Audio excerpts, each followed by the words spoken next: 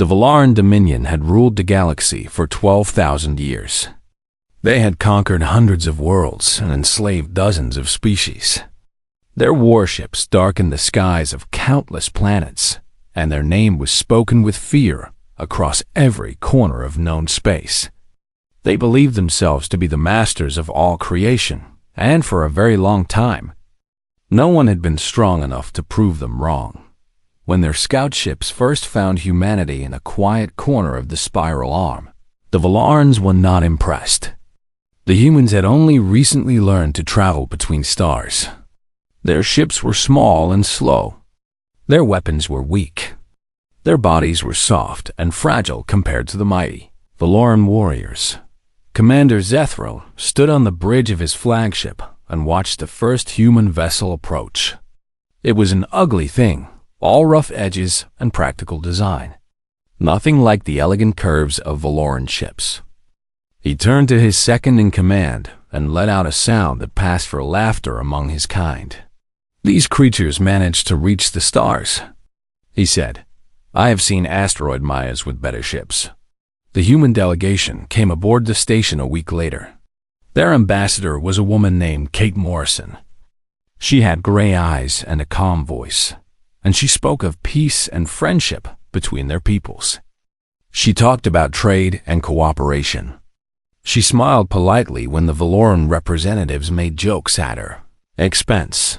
Zethral watched the whole meeting from his seat at the far end of the table. He saw how the humans reacted to every insult with patience. He saw how they accepted unfair terms without complaint. He saw weakness, pure and simple. The Valarans gave humanity a place in the galaxy, but it was not a good place. They were allowed to settle the worst systems, the ones no other species wanted. They were given trade agreements that favored the Dominion in every way. And when Valaran raiders attacked human ships in the outer territories, nobody did anything about it. 30 years passed this way. Captain Ben Carter stood on the bridge of the Earth vessel Horizon's Edge and watched a human freighter burn in the darkness of space. The ship had been carrying food and medicine to a colony on the border. Now it was nothing but twisted metal and frozen bodies. The Valaran raider that had done this was already gone. It had jumped away before Ben could even get his weapons online. Not that it would have mattered. His orders were clear. Do not engage. Do not escalate. Maintain restraint at all costs. Ben was a tall man with tired eyes and hands that had started to shake from too much coffee and not enough sleep. He had been a captain for 15 years, and in that time he had watched the Valarans kill hundreds of his people without consequence. Every time, he sent a report back to Earth Command. Every time, the response was the same. Maintain restraint. Do not escalate. He did not understand it. None of the captains in the outer colonies did. Humanity had ships and soldiers and weapons. Maybe they were not as strong as the Valarans, but they were not helpless. Why did Earth keep telling them to back down? Ben turned to his first officer, a young woman named Grace Park. She was looking at the burning freighter with tears in her eyes. "Send the report," Ben said quietly. "Standard format. Another unprovoked attack. 53 dead. What's the point?" Grace asked. "Nothing ever changes." Ben had no answer for her. He was starting to wonder the same thing himself. What Ben did not know was that everything about his situation was a lie. Far away on Earth. In a room buried deep beneath the mountains, a group of men and women sat around a table and watched the same footage Ben had just recorded. They were the High Council, the true leaders of humanity, and they knew secrets that would have shocked every human in the outer colonies. Admiral Chris Donovan was the oldest member of the council.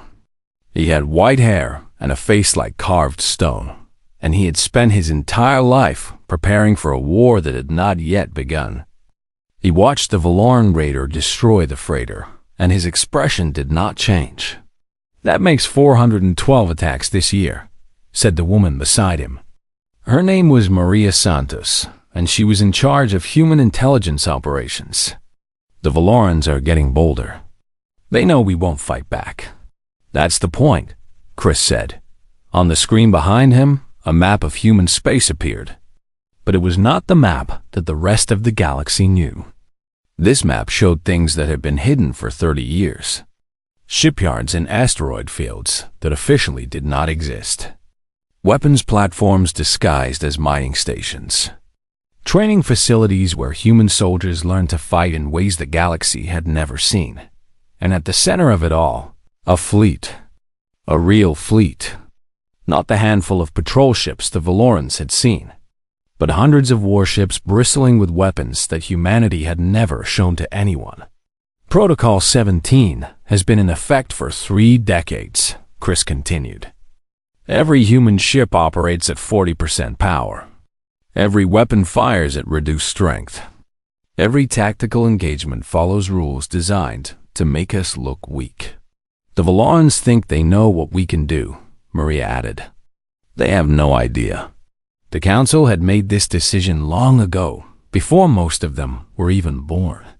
When humanity first reached the stars and found a galaxy ruled by conquest and cruelty, they had understood something important. They were new. They were small. And they were surrounded by enemies who would destroy them the moment they seemed like a threat dot, so they had decided to hide. Not just to wait and build in secret, but to actively appear weak. To lose fights, they could have won. To accept insults, they could have avenged.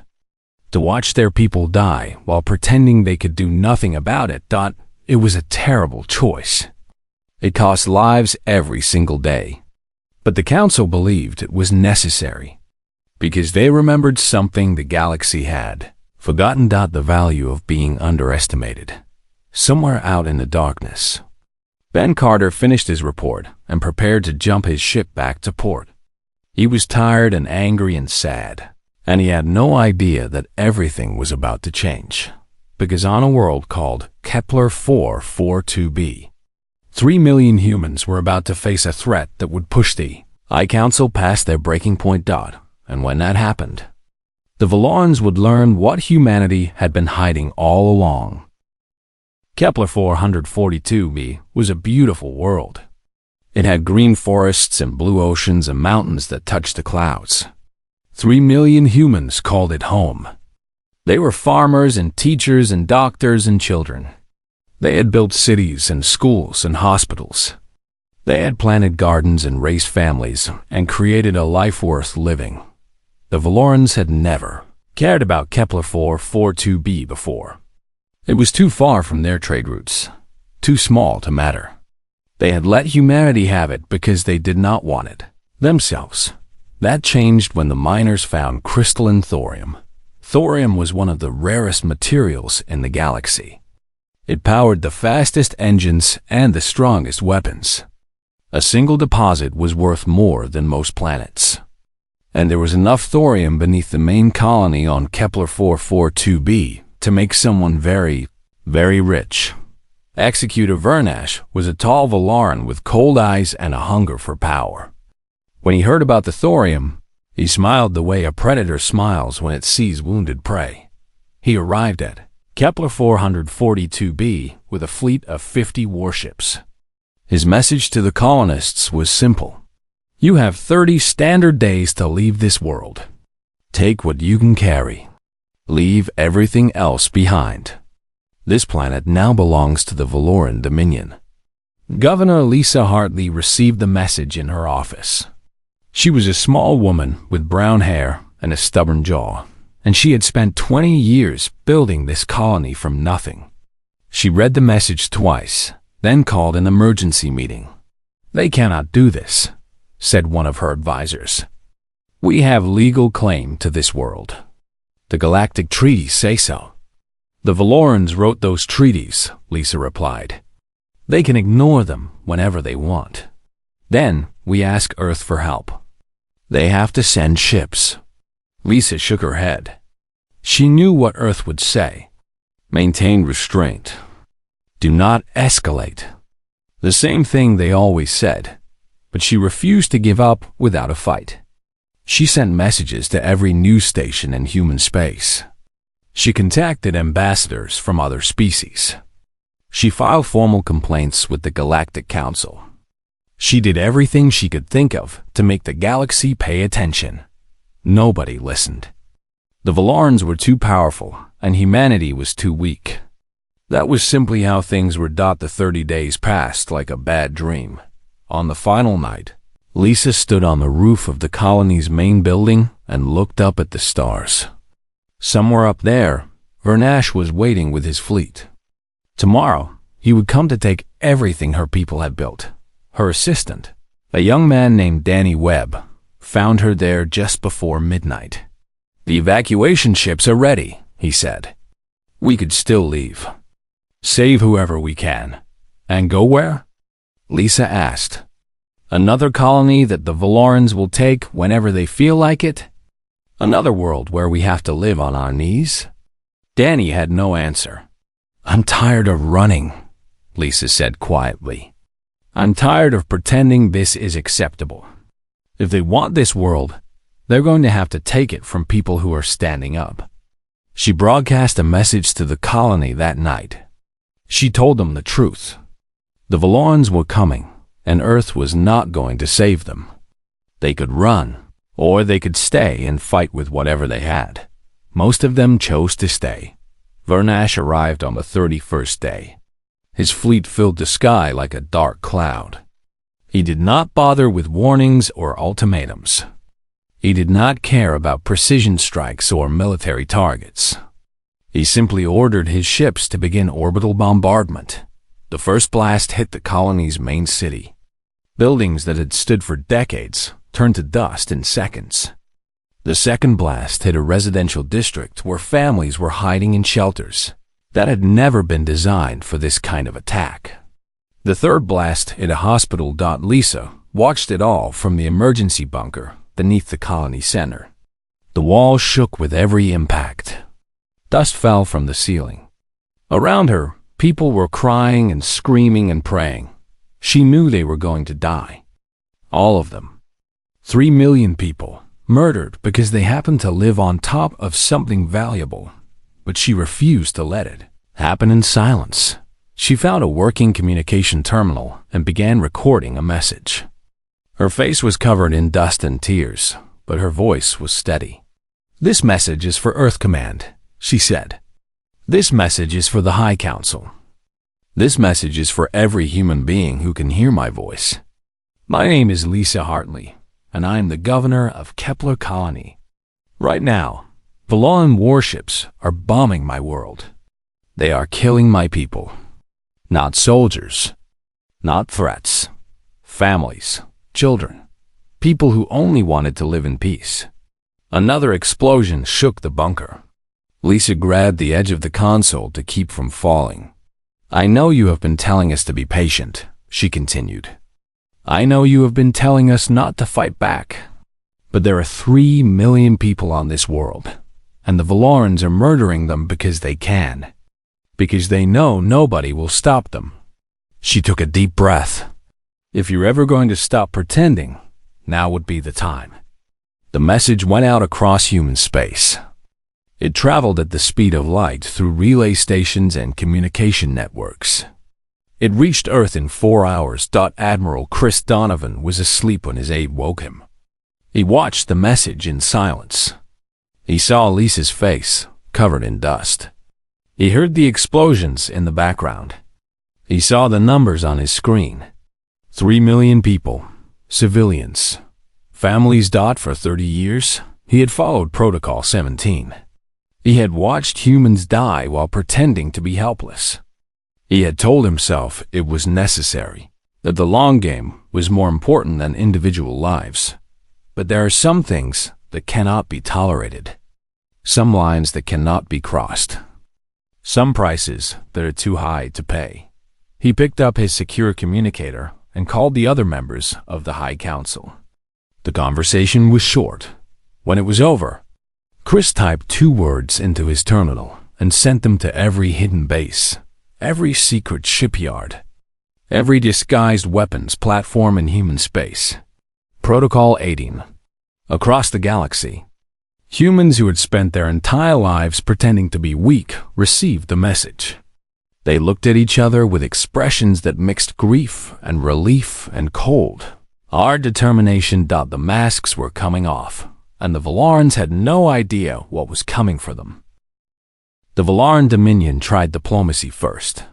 3 days after the battle at Kepler, a delegation of their highest officials arrived at the human border. They brought gifts and spoke soft words and offered things they had refused to give for 30 years. Recognition, respect, fair trade agreements, equal standing in galactic affairs. Ambassador Kate Morrison met them in the same station where she had first spoken with the Valarans 3 decades ago. Her hair was gray now and there were lines on her face, but her eyes were the same, calm, patient, seeing everything. We deeply regret the unfortunate incident at Kepler Colony, the lead Valoran said. His name was Counselor Thresh, and he had been chosen for this mission because he was considered the most skilled diplomat in the Dominion. We are prepared to offer substantial compensation to the families of those who were lost. Kate looked at him for a long moment without speaking. 3 million people, she finally said. You call the murder of 3 million people an unfortunate incident. A tragedy, Thresh corrected quickly. A terrible tragedy. One that will never happen again. We give you our word. Your word. Kate almost smiled. For 30 years, you attacked our ships and killed our people. For 30 years, you treated us like animals. And now that you have learned we can fight back, you want to be friends. Thresh spread his hands in a gesture of peace. The past is the past. We must look forward now. Surely we can find a way to move beyond old grievances. You're right, Kate said. Let me tell you how. She placed a document on the table between them. It was humanity's list of demands. Complete withdrawal of all Valoran forces from 20 star systems. Full reparations for Kepler Colony and every human death caused by Valoran attacks over the past 30 years. Public acknowledgement of Dominion war crimes broadcast across the galaxy. Thresh read the list, and his face grew pale beneath his gray skin. This is impossible, he said. We cannot accept these terms. The other races of the Dominion would see us as weak. Kate stood up from the table. Then we have nothing more to discuss. She walked out of the room. The war began 3 hours later. Admiral Chris Donovan had spent his entire life preparing for this moment. He had studied every battle the Valorans had ever fought. He had analyzed their tactics and their strategies and their weaknesses. He knew their fleet positions, their supply lines, and their command structures better than most. Valoran officers did. The human fleet moved through Dominion, space like a fire through dry grass. The first major battle took place at Valora Minor, a fortress world that had been considered invincible for 800 years. The Valorans had gathered 200 warships to defend it. Admiral Donovan arrived with 300 human ships and destroyed the entire Valoran fleet in less than an hour. The fortress surrendered the next day. The second battle was at the Nexus stations, a network of defense platforms that controlled access to the core of Valoran space. The Dominion believed it would take any attacker months to fight through the stations one by one. Human forces captured all of them in a single coordinated strike that lasted 16 hours. The third battle never happened. The Valoran commander looked at the human fleet approaching his position and ordered his ships to surrender before a single shot was fired. Word spread quickly through the Dominion. The humans were not just winning. They were winning easily. Valoran ships that had terrorized the galaxy for thousands of years were being swept aside like dust. But it was not the military victories that truly broke the Dominion's will. It was what the humans did between battles. Lieutenant Amy Collins led a special operations team that had been training for years in the hidden bases of human space. Their mission was not to fight. It was to spread the truth. Every world they visited, they broadcast recordings, videos of Valoran attacks on civilian targets, evidence of massacres and atrocities that had been hidden for generations, testimony from the millions of beings who had suffered under Dominion rule. The other species of the Dominion had been conquered so long ago that they had forgotten they have ever been free. They had accepted Valoran rule as the natural order of things. But now, for the first time, they were seeing the truth about their masters. On the planet Keth, a slave species called the Methrony watched the broadcasts and began asking questions. On the mining world of Draven 4, workers who had labored their entire lives for Valoran profit stopped working and demanded answers. On 100 worlds across the Dominion, people who had been silent for centuries found their voices. Amy's team reached the Dominion Central Intelligence Facility on their 42nd day of operations. It was supposed to be the most secure building in Valoran space. They were inside within 3 hours. The files they found were worse than anyone had imagined. Records of experiments on living beings, plans for genocide against species that had shown any sign of resistance, detailed instructions for keeping entire civilizations in a state of permanent fear. Amy looked at the data and felt sick to her stomach. But she did her job. She copied everything and sent it to every communication network in the galaxy. The effect was immediate. 3 species that had been loyal Valoran allies for centuries broke away and declared independence. The Dominion's economy collapsed as slave worlds stopped producing goods. Valoran officers began deserting their posts, unwilling to fight for a government whose crimes had been exposed to the universe. By the end of the 6th month, the Valoran Dominion controlled only their homeworld and a handful of core systems. 12,000 years of empire had crumbled into dust. Supreme Executor Malveth called a final meeting of his remaining advisors. They sat in a room that had once hosted the leaders of a galaxy-spanning civilization. Now it felt like a tomb. "We cannot continue," said the Minister of War. "Our fleets are gone. Our allies have abandoned us.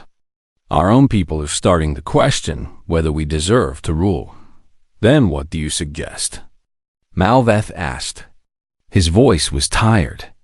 He was an old man now, aged decades in just 6 months. The minister looked at the table. "We surrender. We accept whatever terms the humans offer and hope they are merciful." Malveth closed his eyes. For a long moment, he said nothing. Then he nodded slowly. "Contact the human fleet," he said. "Tell them I am ready to discuss terms." He did not know what the humans would demand. He did not know if his species would survive the coming peace. But he knew one thing with absolute certainty. The galaxy would never be the same again. Executor Varnish was celebrating when the alarm started. He stood on the bridge of his flagship with a drink in his hand, watching the last fires burn on the surface of Kepler 442b. 3 million humans were dead or dying. The thorium deposits were his. In a few weeks, he would return to the Dominion's capital as a hero. Then his sensors detected 12 ships dropping out of hyperspace at the edge of the system. Varnish set down his drink and looked at the display. 12 human patrol vessels. Small ships with weak weapons and underpowered shields. He had seen their kind before. They were not a threat to anything. "How amusing," he said to his officers. "The humans have sent a rescue party. Too late to save anyone, but they want to make a gesture." Commander Zethral was watching from his own ship nearby. He remembered the human delegation from 30 years ago. The calm ambassador with the gray eyes. The way the humans had accepted every insult without fighting back. He felt no concern at all. "Should we destroy them now?" he asked over the communication channel. "Let them come closer first," Varnish replied. "I want them to see what we did here. I want them to understand how powerless they truly are." The 12 human ships moved toward the Valoran fleet. They were moving slowly, almost hesitantly. Everything about them looked exactly the way Valoran intelligence said it should. Small engines, weak power signatures, outdated hull designs. Captain Sam Rivera stood on the bridge of the lead ship. He was a quiet man with dark hair and steady hands. He had waited his entire career for this moment. Around him, his crew was working in tense silence. They all knew what was about to happen. Distance to Valoran fleet? Sam asked. 50,000 kilometers in closing, his tactical officer replied. They're not raising shields. They don't see us as a threat. Sam nodded. That was exactly what they wanted. All ships, this is Rivera, he said over the fleet channel. Begin transformation on my mark. Remember what they did here. Remember why we're doing this. He paused for a moment, looking at the burning world on his screen. 3 million people, families, children, people who had trusted humanity to protect them. Mark, across all 12 ships. Things began to change. Hull panels that had looked like simple armor slid away to reveal rows of weapons that no human ship was supposed to have. Power cores that had been running at 40% suddenly jumped to full capacity. Engine signatures that had seemed weak exploded to levels the Valarans had never recorded from any species. On Vanash's flagship, every alarm in the ship went off at once. What is happening? He demanded. His sensor officer was staring at her console with wide eyes. The human ships are transforming. Their power signatures are increasing by 300%. No, 400%. Sir, this is not possible. These readings must be wrong. They were not wrong. Sam Rivera's ship had been called the Silent Thunder since it was built in a secret shipyard 15 years ago. On the outside, it looked like a standard patrol vessel. On the inside, it was one of the most dangerous warships humanity had ever created. He opened a communication channel to the Valoran fleet. This is the Earth vessel Silent Thunder to Valoran forces. You have 30 seconds to surrender. There will not be a second warning. Vanash stared at the image of the human captain on his screen. For a moment, he could not believe what he was hearing. Then he began to laugh. Surrender? To you? You are 12 ships against 50. You are insects against giants. You are nothing. He cut the channel and gave the order to fire. 47. Valoran warships opened fire on the 12 human vessels at the same time. Plasma beams and missiles and kinetic rounds filled the space between the two fleets. It was enough firepower to destroy a small moon. None of it hit. The human ships moved in ways that should have been impossible. They turned and rolled and accelerated at speeds that would have killed any normal crew. But human crews had been training in high-gravity environments for generations. Their bodies had been conditioned and enhanced in ways the Dominion had never detected. The Valoran weapons passed through empty space where the human ships had been a fraction of a second before. Then the humans fired back. The first shot from the Silent Thunder hit a Valoran cruiser directly in the center. The ship did not explode. It simply stopped existing. One moment it was there. The next there was nothing but a cloud of glowing particles. That's impossible, Vernash whispered. No weapon can do that. The human weapons were not plasma or missiles or anything the Valarans had seen before. They were something new, something that humanity had been developing in secret for 30 years while pretending to be helpless. The battle lasted 94 seconds. 94 seconds to destroy 47 warships. 94 seconds to kill thousands of Valoran soldiers. 94 seconds to change everything the galaxy believed about humanity. When it was over, only 3 Valoran ships were still intact. Vanash's flagship was one of them, but just barely. His engines were dead. His weapons were gone. His shields had been reduced to nothing. Sam Rivera's face appeared on his screen again. You killed 3 million civilians, Sam said. His voice was quiet, but there was something in it that made Varnash feel afraid for the first time in his life. "We are going to remember that. Your government is going to answer for that. You cannot threaten the Dominion," Varnash managed to say. "We rule this galaxy. Not anymore." Sam looked at him for a long moment. "Run home," he said. "Tell your masters what you saw here. Tell them humanity is done pretending. Tell them we are coming." He cut the channel. Varnash ordered his remaining ships to retreat. They limped away through hyperspace, carrying news that would shake the foundations of the Valoran Empire. Across human space, the same scene was playing out in 100 different places. Hidden weapons platforms activated. Secret defense networks came online. Ships that had been pretending to be freighters revealed themselves as warships. And from the hidden shipyards deep in human territory, the real fleet began to emerge. Hundreds of ships. Thousands of ships. More military power than the galaxy had ever seen from a species so young. The Valoran High Command received reports from every corner of their empire. Human colonies that had seemed defenseless were now bristling with weapons. Human ships were destroying Valoran patrols with ease. Something massive was gathering at the edge of human space. Supreme Executor Malveth called an emergency meeting of the Dominion's leadership. They looked at the data and they could not understand it. "How did we miss this?" Malveth demanded. "How did they hide this from us for 30 years?" No one had an answer. But the truth was simple.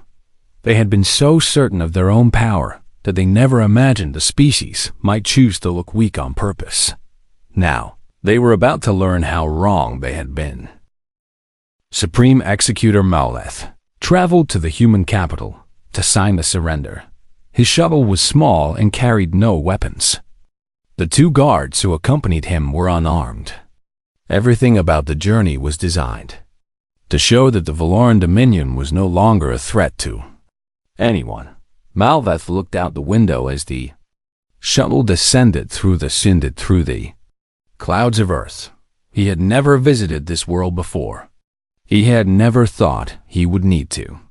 For 30 years, humanity had been nothing more than a minor annoyance in the outer reaches of his empire.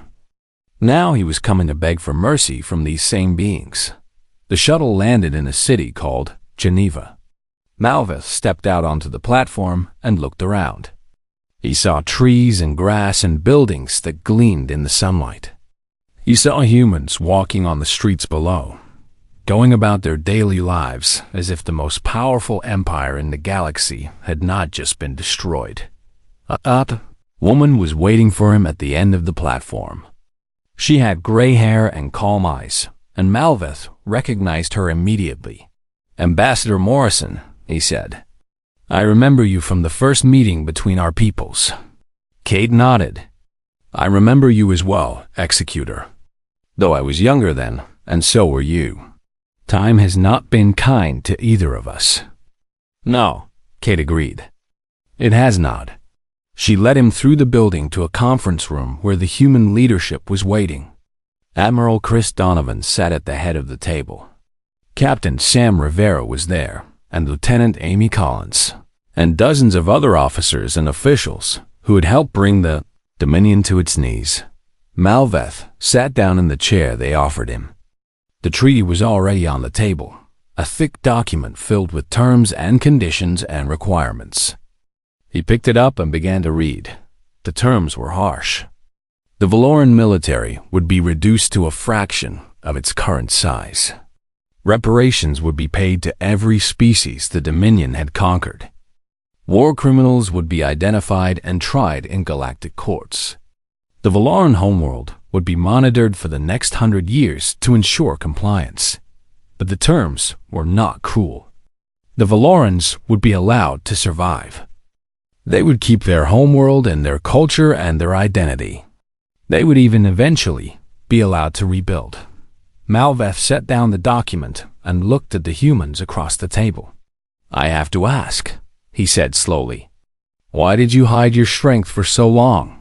You could have challenged us from the beginning. You could have saved yourselves 30 years of humiliation. Kate Morrison answered him. Her voice was quiet but steady. Because war was never our goal, she said. When we first reached the stars, we found a galaxy ruled by violence and fear. We saw empires that had conquered and enslaved and destroyed for thousands of years. We knew that if we showed our true strength, you would see us as a threat and try to destroy us before we grew too powerful. So you pretended to be weak. Yes, we hid our weapons and our ships and our soldiers. We accepted your insults and your attacks. We let you believe we were harmless. Malveth shook his head slowly. But why not simply build in secret and then strike when you were ready? Why endure so much suffering? Kate looked at him for a long moment before